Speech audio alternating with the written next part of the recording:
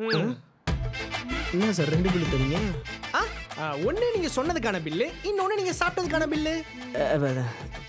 இல்லை sir, tiffin வேற நல்லா இருந்ததா, அதனால தான் சாப்பிட்டதையே மறந்துட்டேன். நீங்கள் மறக்கலாம், ஆனால் நாங்கள் மறக்க மாட்டோம். எப்படி, ஜிபேவா இல்லை கேஷா? இஎம்ஐ. இஎம்ஐயா? பொண்ணுண்டு அந்த தொடர்பு இல்லை இல்லை இல்லை இல்லை இல்லை ஒரு நிமிஷம். இஎம்ஐ கட்ட காசு வச்சிருக்கேன், அதை பே பண்ணிடுறேன்னு சொல்ல வந்தேன். தப்பா புரிஞ்சுக்கிட்டீங்க. பொண்ணோட கையால் டிஃபன் சாப்பிட்ருக்கேன், பே பண்ணலாம். எப்படி பே பண்ணிட்டு நீங்கள் கிளம்புங்க. கொஞ்சம் விட்டா போதும், ஏமாத்திடுவானுங்க. சாரி மாமா, அவன் நிறைய சாப்பிட்டானா, அதான் நோட் பண்ண மறந்துட்டேன்.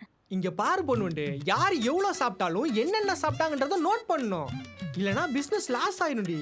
சரி மாமா. அண்ணையா, உங்களுக்கு தெரியாம நான் சாப்பிட்றதையும் இப்படிதான் நோட் பண்ணி வச்சிருக்கீங்களா? நோட் பண்ணி வச்சிருக்கேன்டா.